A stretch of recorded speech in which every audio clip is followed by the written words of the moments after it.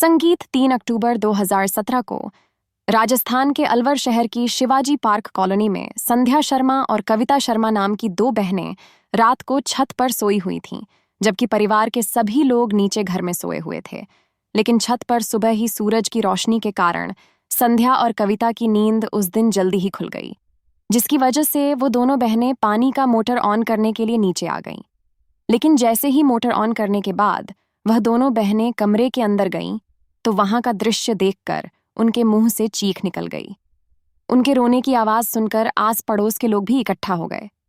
वो लोग भागकर बनवारी लाल शर्मा के घर में जाते हैं, लेकिन पड़ोसियों ने भी जब उस कमरे के अंदर का मंजर देखा तो एक पल के लिए उनका भी कलेजा दहल गया, क्योंकि उस कमरे में लाशें ही लाशें पड़ी थीं।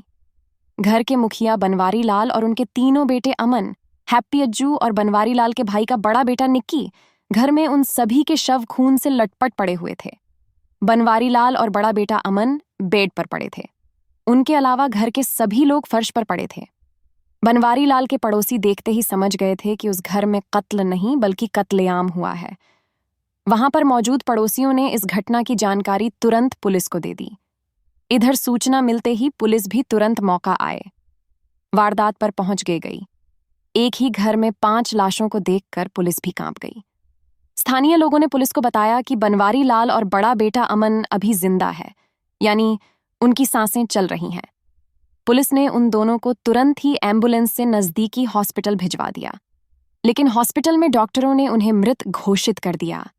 एक ही घर में 5 लोगों के कत्ल की खबर पूरे इलाके में आग की तरह फैल गई थी। पुलिस ऑफिसर्स के साथ साथ डॉग स्क्वाड और फॉरेंसिक टीम को भी घटनास्थल पर बुलाया जाता है। इधर बनवारी लाल के घर वालों का रो रो कर बुरा हाल हो चुका था। संध्या तो अपने पति और बच्चों की लाशों को देखते ही बेहोश हो गई थी।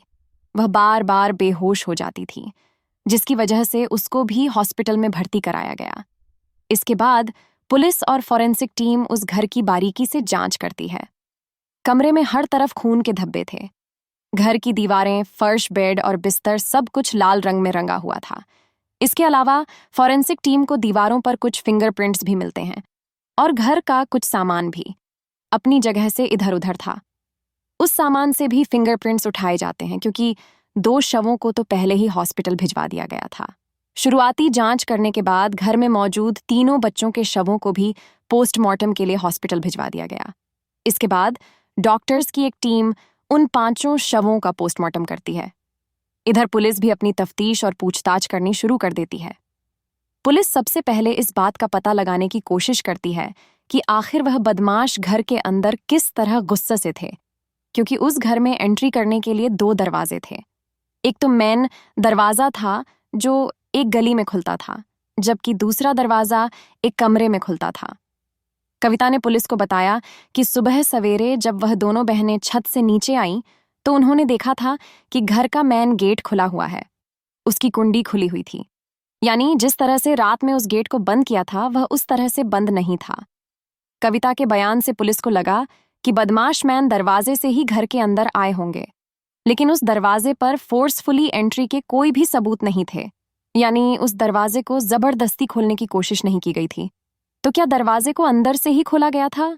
क्योंकि ऐसा सामूहिक कत्ल भी कोई अकेला इंसान तो नहीं कर सकता था। जरूर इसमें कई लोग शामिल रहे होंगे, लेकिन अब सवाल यह है कि जब यह वारदात हुई थी तो उस समय चीख पुकार या हाथापाई की आवाज छत पर सो रही कविता और संध्या को तो जरूर सुनाई देनी चाहिए थी। पड़ोसियों का यही कहना था कि उन्होंने भी इस घर से किसी तरह की कोई आवाज नहीं सुनी थी। यही नहीं, बल्कि फर्स्ट फ्लोर वाले कमरे में सो रहे बनवारी लाल के परिवार वालों ने भी कोई आवाज नहीं सुनी थी। ये घटना 2 और 3 अक्टूबर की दरमियानी रात को हुई थी। उस रात बनवारी लाल के छोटे भाई मुकेश घर पर मौजूद नहीं थे। मुकेश इस घटना से 3 दिन पहले ही अपने काम के लिए शहर से बाहर चला गया था। हालांकि इस वारदात के बाद घर वालों ने मुकेश से कांटेक्ट करने की बहुत कोशिश की, लेकिन वो लोग नाकाम रहे। यानी इधर उनके घर में इतनी बड़ी वारदात हो गई थी और मुकेश को इस बारे में कुछ भी नहीं पता था। इसके बाद पुलिस की कई टीमें बनाई जाती हैं और उन्हें अलग अलग काम सौंप दिए जाते हैं। साथ ही घटनास्थल के आसपास और रास्ते पर लगे सभी सीसीटीवी कैमरा को भी खंगालने की कोशिश की जाती है। हालांकि वहां पर बहुत ज्यादा कैमरे नहीं लगे हुए थे, लेकिन फिर भी कुछ दुकानों और कुछ बड़े घरों में लगे सीसीटीवी कैमरा को चेक किया गया, मगर फिर भी कोई सुराग नहीं मिला, क्योंकि उन सीसीटीवी कैमरों में कोई भी सस्पेक्ट नजर नहीं आ रहा था। दरअसल बनवारी लाल के घर में आने के लिए कई ऐसे रास्ते थे जिनसे कोई भी व्यक्ति बिना किसी कैमरे की नजर में आए उस घर में आराम से आ जा सकता था। इसके बाद पुलिस ने यह भी पता लगाने की कोशिश की कि बनवारी लाल की किसी से कोई दुश्मनी तो नहीं थी, लेकिन अगर बनवारी लाल की किसी से कोई दुश्मनी या झगड़ा होता तो भी केवल बनवारी लाल का ही कत्ल होता। लेकिन यहां पर तो मासूम बच्चों का भी बड़ी बेरहमी के साथ कत्ल की गया था। इसके बाद पुलिस शर्मा परिवार के हर एक व्यक्ति के बारे में डिटेल से जानने की कोशिश करती है, क्योंकि हो सकता है यहीं से कोई सुराग मिल जाए। दरअसल साल 1999 में बनवारी लाल की शादी राजगढ़ की रहने वाली संध्या शर्मा से हुई थी। शादी के बाद उनके 3 बच्चे भी हुए, जिनमें सबसे बड़ा बेटा अमन 17 साल का था, उनका दूसरा बेटा हैप्पी 15 साल का था और सबसे छोटे बेटे अज्जू की उम्र 14 साल थी। बनवारी लाल की शादी के कुछ साल बाद उसके छोटे भाई मुकेश की शादी भी बनवारी लाल की पत्नी संध्या की बहन कविता से हो गई थी। मुकेश और कविता के भी 2 बच्चे थे। उनका बड़ा बेटा निक्की 12 साल का था, जबकि उनका छोटा बेटा विनय मानसिक रूप से बीमार था, यानी उसकी मानसिक स्थिति ठीक नहीं थी। यह पूरा परिवार पहले तो अपने पुश्तैनी मकान में अलवर जिले में कठूमर तहसील के गारू गांव में रहता था, लेकिन इस घटना से करीब 14 साल पहले बनवारी लाल का पूरा परिवार आर काम के सिलसिले में शिवाजी पार्क में आ गया था। गांव में उनका पुश्तैनी मकान था, उनके पास थोड़ी बहुत जमीन भी थी। उन सबकी देखभाल बनवारी लाल के चाचा का परिवार करता था। लेकिन जब बनवारी लाल ने अपने चचेरे भाइयों से जमीन का बंटवारा करने को कहा तो वो लोग बहाने करने लगे, जिसकी वजह से जमीन के बंटवारे को लेकर बनवारी लाल का अपने चाचा से जमीनी विवाद शुरू हो गया था। मामला इतना ज्यादा बिगड़ गया था कि बात मारपीट तक आ गई थी, लेकिन फिर गांव वालों ने उन दोनों परिवारों के बीच सुलह करा दी थी। ये बात इस घटना से करीब 3 या 4 साल पहले की थी, लेकिन जब 5 लोगों का कत्ल हुआ तो अचानक लोगों को यह बात याद आ गई थी, जिसकी वजह से पुलिस की जांच भी अब जमीनी विवाद की तरफ ही घूम गई थी। इस बात की पुष्टि करने के लिए पुलिस हॉस्पिटल में एडमिट बनवारी लाल की पत्नी संध्या से भी पूछताछ करती है। पूछताछ के दौरान संध्या ने भी यही कहा कि इस कत्ल के पीछे उसके पति के खानदान के लोग ही शामिल रहे होंगे, क्योंकि पहले भी उन्होंने जमीन को लेकर मारपीट की थी। अभी ये सारी चीजें चल ही रही थीं, तभी किसी रिश्तेदार का ध्यान बनवारी लाल की स्कूटी पर गया। दरअसल बड़े बेटे अमन को 10th का एग्जाम पास करने पर बनवारी लाल ने उसे एक स्कूटी खरीद कर दी थी, लेकिन अब वह स्कूटी घर पर नहीं थी। आस पड़ोस के लोगों से भी स्कूटी के बारे में पूछा जाता है, लेकिन किसी ने भी उस स्कूटी को वहां पर नहीं देखा था। और जब हर जगह ढूंढने पर भी वो स्कूटी नहीं मिली, तो पुलिस ने अनुमान लगाया कि शायद कातिल ही स्कूटी को लेकर फरार हो गए होंगे। इधर पोस्टमार्टम करने के बाद घटना वाले दिन यानी 3 अक्टूबर की शाम को ही 5 शव परिजनों को सौंप दिए गए। अभी तक पोस्टमार्टम रिपोर्ट तो नहीं आई थी, लेकिन पोस्टमार्टम करने वाले डॉक्टरों ने पुलिस को बताया था कि उन्हें लगता है कातिलों की इस परिवार से बहुत गहरी दुश्मनी रही होगी, जिस कारण बड़ी ही निर्ममता से उन सभी को कत्ल किया गया था। कत्ल करने के लिए किसी 2-धारी चाकू जैसे हथियार का इस्तेमाल किया गया था, जिसके वार से हड्डियां तक टूट गई थीं। उन सभी के गले पर कट के निशान भी पाए गए थे। इसके अलावा पेट और दिल पर भी कई वार किए गए थे।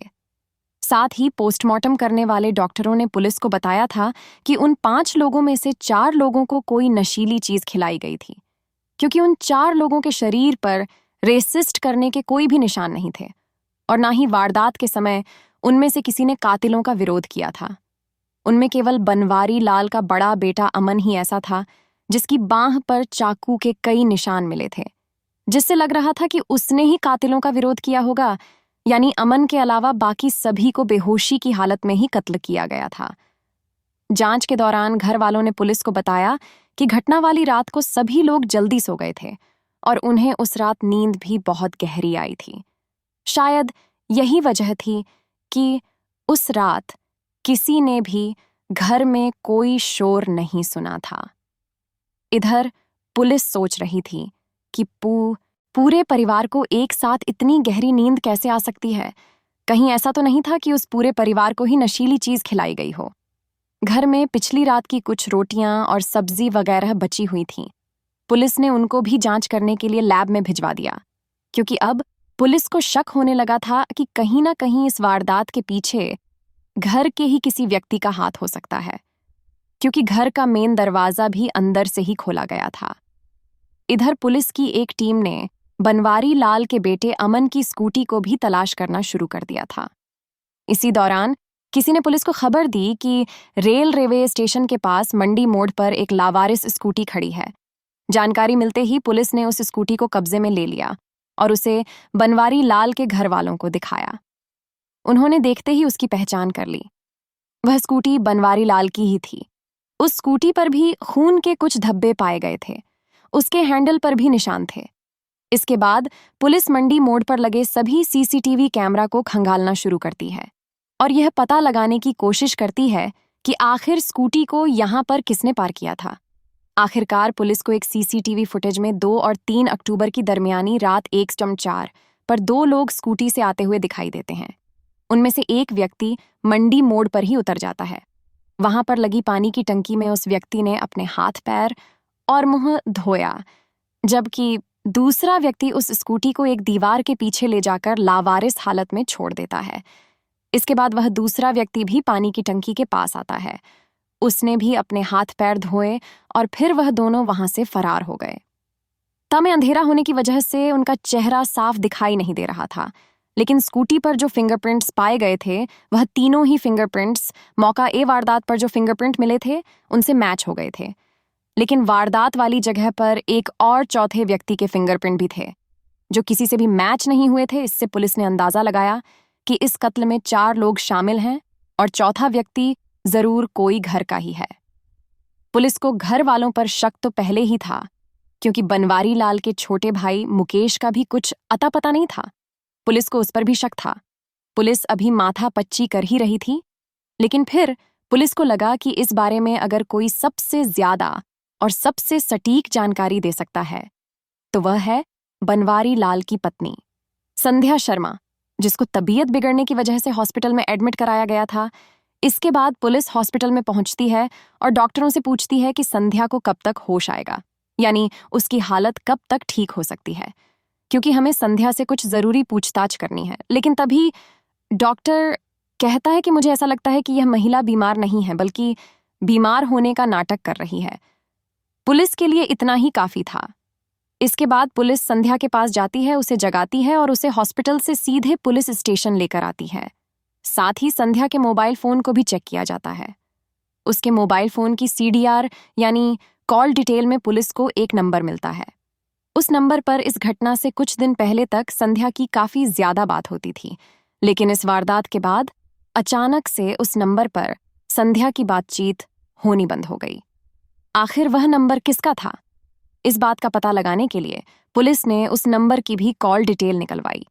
कॉल डिटेल से पता चला कि वह नंबर हनुमान प्रसाद जाट उर्फ जैक का है, और जब हनुमान प्रसाद की लोकेशन चेक की गई तो पता चला कि घटना वाले दिन यानी 2 अक्टूबर 2017 को रात 10:30 बजे से लेकर करीब 2 बजे तक उसकी लोकेशन बनवारी लाल के घर के आसपास ही थी। जैक उदयपुर का रहने वाला था। इसके बाद बिना देरी किए अलवर पुलिस की एक टीम उदयपुर पहुंचती है और जैक को अरेस्ट कर लिया जाता है। लेकिन जब उसे संध्या के सामने लाया गया तो जैक को पुलिस स्टेशन में अपने सामने खड़ा देखकर संध्या घबरा जाती है और वह अपना जुर्म स्वीकार कर लेती है। दरअसल संध्या ने ही अपने प्रेमी और 2 किराए के कातिलों के साथ मिलकर अपने पति और जिगर के टुकड़ों यानी 3 बच्चों और भतीजे का बड़ी ही बेरहमी से कत्ल कर दिया था। संध्या एक महत्वाकांक्षी लड़की थी। उसको लग्जरी लाइफस्टाइल, महंगे कपड़े और महंगी गाड़ियों का शौक था, लेकिन उसके घर वालों ने उसकी शादी एक लोअर मिडिल क्लास फैमिली में कर दी थी, जहां पर घर का खर्च भी बहुत मुश्किल से चल पाता था। और जब संध्या के 3 बच्चे हो गए तो जिम्मेदारी और भी ज्यादा बढ़ गई। दरअसल संध्या पहले से ही थोड़ा बहुत ताइक्वांडो मार्शल आर्ट जानती थी, इसलिए फिर से उसने ताइक्वांडो की ट्रेनिंग ली और फिर खुद भी वह ताइक्वांडो कोच बन गई। वह अलवर जिले के लोकल बच्चों को ट्रेन करने लगी, यानी कोचिंग देने लगी। क्योंकि ताइक्वांडो मार्शल आर्ट के टूर्नामेंट्स भी होते थे, तो संध्या भी अलग अलग शहरों में उन बच्चों को लेकर टूर्नामेंट्स में पार्टिसिपेट करती थी। संध्या के द्वारा ट्रेन किए गए बच्चे नेशनल लेवल तक खेल चुके थे और अब संध्या भी अपने पति के साथ घर का खर्च उठाने लगी थी। सब कुछ ठीक चल रहा था, लेकिन साल 2015 में एक टूर्नामेंट के दौरान संध्या की मुलाकात उदयपुर के रहने वाले हनुमान प्रसाद उर्फ जैक से हुई। हालांकि उस समय संध्या शादीशुदा थी और वो 3 बच्चों की मां थी। वहीं जैक संध्या से 10 साल छोटा था, उसकी शादी भी नहीं हुई थी। हनुमान प्रसाद उदयपुर में ही बीपीएड का कोर्स कर रहा था, जिसकी वजह से उसका कॉमेट स्पोर्ट के टूर्नामेंट में भी आना जाना होता रहता था। ऐसे ही टूर्नामेंट के दौरान संध्या और जैक उदयपुर में मिले थे, क्योंकि संध्या खूबसूरत थी और उसे देखने से नहीं लगता था कि वह 3 बच्चों की मां है। खैर, इस मुलाकात के बाद उन दोनों में दोस्ती हो जाती है और यह दोस्ती धीरे धीरे प्यार में बदल जाती है। उन दोनों के बीच शारीरिक संबंध भी बनने शुरू हो गए थे। जैक का एक दोस्त भी था जिसका नाम मट्टू सरकार था। वह अलवर जिले में लक्ष्मणगढ़ के किसी गांव का रहने वाला था। जैक अपने दोस्त मट्टू सरकार से मिलने के बहाने अलवर आता था और संध्या भी बच्चों को ताइक्वांडो की ट्रेनिंग देने के बहाने जैक से मिलने के लिए जाती थी। वह दोनों कई कई दिनों तक मट्टू सरकार के घर पर ही रहते थे, लेकिन यह एक्स्ट्रा मैरिटल अफेयर आखिर कितने दिनों तक छुप सकता था। और फिर एक दिन बड़ा बेटा अमन अपनी मां को जैक के साथ देख लेता है। अमन सारी बात अपने पिता बनवारी लाल को बताता है। बनवारी लाल संध्या को बहुत डांटते फटकार हैं और उसे समझाते हैं कि यह काम तुम्हें शोभा नहीं देता। तुम्हारे 3 बच्चे हैं, तुम्हें शर्म आनी चाहिए। लेकिन संध्या तो जैक के प्यार में इतनी अंधी हो चुकी थी कि वह कुछ समझने को तैयार ही नहीं थी, जिसकी वजह से संध्या के घर से बाहर जाने पर भी रोक लगा दी गई। लेकिन संध्या तो प्यार में बहुत आगे निकल चुकी थी। वो तो अब जैक से शादी करना चाहती थी, उसके साथ ही जिंदगी बिताना चाहती थी। संध्या और जैक का मिलना जुलना तो बंद हो गया था, लेकिन संध्या अब भी घर वालों से छिपकर जैक से फोन पर बातें करती थी। लेकिन फिर अचानक इस घटना से 3 महीने पहले संध्या ने जैक से कहा कि अब उसके पति बनवारी लाल और बड़े बेटे अमन को रास्ते से हटाना ही होगा। शुरू में तो जैक ऐसा करने से मना कर देता है, लेकिन वह भी संध्या से प्यार करता था और उससे शादी करना चाहता था। इसीलिए संध्या के बार बार कहने पर जैक भी तैयार हो जाता है। इसके बाद दोनों प्लानिंग करनी शुरू कर देते हैं। कत्ल से करीब 2 महीने पहले जैक 2 फर्जी सिम खरीदता है। एक सिम उसने खुद रखा, जबकि दूसरा सिम उसने संध्या को दे दिया था। अब वह दोनों इन्हीं नंबरों से बात करते थे, क्योंकि उन्हें पता था कि यह काम उन दोनों के बस का नहीं है। इसलिए जैक ने दीपक नाम के एक लड़के से बात की। दीपक थोड़े से पैसों के लिए इस वारदात को अंजाम देने के लिए तैयार हो गया। साथ ही दीपक ने अपने मेरे भाई कपिल को भी इस खूनी प्लान में शामिल कर लिया। दीपक और कपिल मात्र RSJ में 2 कत्ल करने के लिए तैयार हो गए। इसके बाद इस घटना को अंजाम देने के लिए 2 अक्टूबर का दिन चुना गया। घटना से 3 दिन पहले यानी 30 सितंबर को जैक ने एक चाकू तो ऑनलाइन मंगाया था, जबकि दूसरा चाकू उसने मार्केट से ही खरीदा था। साथ में वह लोग सर्जिकल ग्लव्स भी खरीदते हैं, ताकि कत्ल करते समय मौका वारदात पर कोई भी फिंगरप्रिंट न छूटे। इसके बाद जैक ने नींद की गोलियां खरीदकर संध्या को दे दी। संध्या ने 2 अक्टूबर को डिनर तैयार किया। उस रात संध्या ने रायता बनाया था, जिसमें उसने बड़ी ही आसानी से नींद की गोलियां भी मिला दी थीं। इसके बाद घर के सभी लोग डिनर करते हैं, लेकिन उस दिन बड़े बेटे अमन की तबीयत ठीक नहीं थी। उसने रात में खाना नहीं खाया था और यही कारण था। वारदात के समय अमन की नींद खुल गई थी।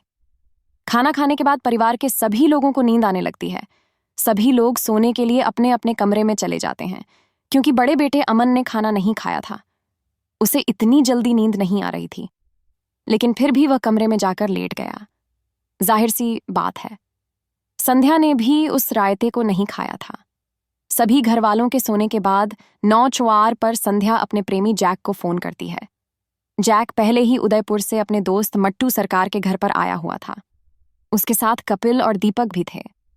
इसके बाद वह चारों दोस्त 10:30 बजे के आसपास संध्या के घर पर पहुंचते हैं। संध्या छत पर खड़ी उनका इंतजार कर रही थी। उसने जैक को इशारा करके बताया कि घर में सभी लोग सो चुके हैं, लेकिन वह लोग उस समय सिर्फ रेकी करने के लिए आए थे। इसके बाद जैक ने अपने दोस्त मट्टू सरकार को रेलवे स्टेशन पर भेज दिया। वहां से मट्टू सरकार वापस अपने गांव चला गया। लेकिन दीपक, कपिल और जैक, ये तीनों लोग इधर उधर टाइम पास करते रहते हैं और फिर 1 बजे के आसपास वह तीनों बनवारी लाल के घर पर पहुंचते हैं। संध्या पहले ही उनके इंतजार में खड़ी थी।